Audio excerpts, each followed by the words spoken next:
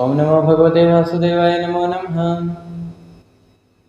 आज 15वां अध्याय, जिसमें जय और विजय यह दो द्वारपाल हैं, इनको श्राप मिलता है। तो यह श्राप किस प्रकार मिला और जो पिछली कथा थी उसको भी आगे इसी के अंदर बढ़ाया जाता है। तो 15वां अध्याय श्रीमद् भागवत महापुराण तृतीय स्कंद, जिसमें अब दिति जो अब प्रेग्नेंट है, जो कि वीर्य स्पर्म यानी कि कश्यप जी का उनके उदर में है, पेट में है। तो दीति क्या करती है, वह वीर्य स्पर्म अपने ही पेट में रखती है 100 वर्ष तक। तो 100 वर्ष तक अपने पेट में रखने की वजह से जिस संत महात्मा का यह वीर्य था, उससे बड़ा ही तेज उत्पन्न होता है। मतलब इतनी रोशनी उत्पन्न होती है कि वह सूर्य से भी ज़्यादा होती है और सूर्य का प्रकाश कम पड़ जाता है और हर जगह अंधेरा छा जाता है, दिन रात का संतुलन नहीं बनता। वो बैलेंस ना होने की वजह से देवता लोग ब्रह्मा जी के पास जाते हैं और कहते हैं ऐसी ऐसी बात है, दिन रात का संतुलन नहीं बन रहा। दीति ने जो वीर्य अपने उदर में धारण कर रखा है वह 100 वर्ष बीत चुके हैं, तो आप इसका कुछ उपाय बताइए।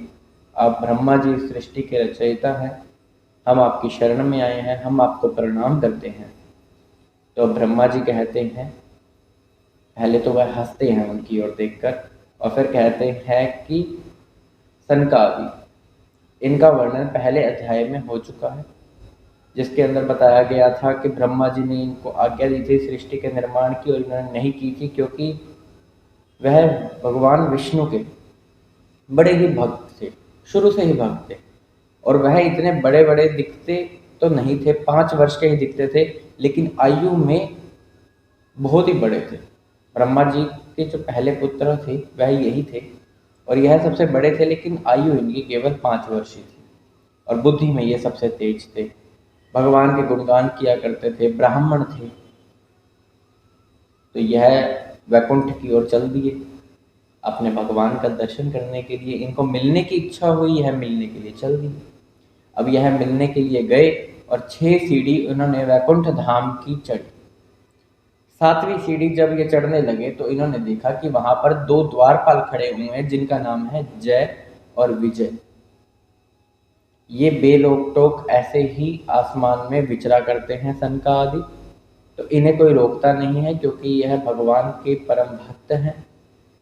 तो ये यही सोचकर कि रोक टोक नहीं है, ऐसे ही 7वीं सीढ़ी चढ़ जाते हैं, लेकिन द्वारपाल अपनी बेंत इनके आगे अड़ा देते हैं और इनकी हंसी उड़ाते हैं, जिस वजह से इनको बहुत ही गुस्सा आ जाता है। इनकी आंखें लाल हो जाती हैं क्रोध के कारण और यह उनसे क्रोध में कहते हैं, अरे द्वारपालो, तुम में इतना साहस कहाँ से आया कि तुम हमें रोक सको? तुम तो इस वैकुंठ धाम के, जहाँ पर नारायण का निवास है, उसके द्वारपाल हो, तो तुम में तो बुद्धि होनी चाहिए। तुम तो बड़े ही मंद बुद्धि के हो, तुमसे तो ये कल्पना हमने कभी भी नहीं की थी। तुम तो पार्षद हो भगवान के, तो तुम ऐसा कैसे कर सकते हो? तुम्हारे में ऐसे करने का साहस कब से हुआ? और ऐसा कहते हुए वे द्वारपालों को श्राप दे देते हैं कि अब तुम यहाँ नहीं रुकोगे, तुम जहाँ पर लोभ, मत्सर, क्रोध ऐसी चीज़ें होती हैं, यानी कि मृत्यु लोक, इस पर चले जाओगे। यह सुनकर उन्हें बड़ा ही दुख होता है और वह उन सनकादि के चरणों में गिर जाते हैं और क्षमा याचना करने लगते हैं। वह जानते हैं कि जो श्राप दिया जा चुका है उसका निवारण तो नहीं है, लेकिन वो फिर भी कहते हैं कि आपसे जितना हो सके हम पर कृपा कीजिए। जब यह समाचार भगवान नारायण को मिलता है, वैकुंठ के निवासी नारायण भगवान को मिलता है, तो वह लक्ष्मी जी के साथ वहाँ पर आते हैं। जब वह आ रहे होते हैं तब उनकी शोभा बड़ी ही सुंदर बन रही होती है।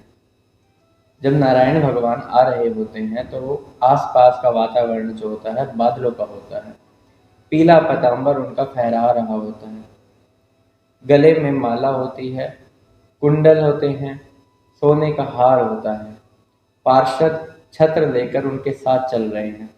लक्ष्मी जी तो और शोभा दे रही हैं उनके साथ। बहुत ही सुंदर वातावरण, सुंदर माहौल, और जब उनका दर्शन वो कर रहे हैं तब तो और है सुंदर, इतना मन शांत। और जिन नेत्रों ने उनको देख लिया हो, फिर तो उन्हें चाहे नरक में योनि क्यों ना मिल जाए कोई, तब भी वही बहुत है। इतना सुंदर चेहरा, यानी कि कितने ही कामदेव ऐसे सुंदरता का निर्माण नहीं कर सकते जो हरि सामने खुद चलकर आ रहे हैं। तो जब वह आते हैं, उनके जो नेत्र हैं उन्हें देख रहे हैं, वह बहुत ही भाग्यशाली है जो एक तो बैकुंठ धाम के द्वारपाल सनकादि जो साक्षात दर्शन देख रहे हैं उनको, यह बहुत बड़ी बात है। तो अब भगवान के साथ उनकी बातचीत होती है, जो सनकादि कहते हैं कि यदि आपको लगता हो कि हमने ऐसा कोई अपराध किया है आपका द्वारपालों को श्राप देकर, तो आप हमें जो दंड देंगे हमें स्वीकार है। परंतु भगवान बड़े ही निर्मल स्वभाव के हैं, बड़े ही शील स्वभाव के हैं। वह तो ब्राह्मणों पर अपना ही मानते हैं कि ब्राह्मण हमारे राजा हैं, ब्राह्मणों की बात कभी टालते ही नहीं है। जो ब्राह्मणों ने कह दिया वह सत्य और सही है। उनकी नज़र में ब्राह्मणों को ही ऊंचा दर्जा दिया जाना चाहिए, और बाकी जो भक्त जन है वह उनकी सेवा करें, वही कहते हैं कि वही मेरी सेवा होगी। ब्राह्मण बहुत प्रिय है नारायण को, बहुत ज़्यादा प्रिय है। तो अब सनकादि कहते हैं कि आपकी सुंदरता बहुत ही झलक रही है, जो आपने हमें दर्शन दिए हैं यह तो बहुत ही सुंदर है। आप लक्ष्मी जी के साथ बड़े ही शोभा दे रहे हैं। अब आप ही इस समस्या का निवारण कीजिए, आप ही हमें सही मार्ग दिखाइए कि अब हमें क्या करना चाहिए। हमने इनको श्राप तो दे दिया है, भगवान भी यही कहते हैं कि हाँ जो आपने किया वह सही है, जो इनसे भूल हुई थी, जो इनका दंड था, जो इनकी भूल को, इनके पाप को धो देगा, यह उसके लिए बिल्कुल सही है। तो इसके बाद भगवान क्या निर्णय लेते हैं इसका वर्णन अगले अध्याय में होगा।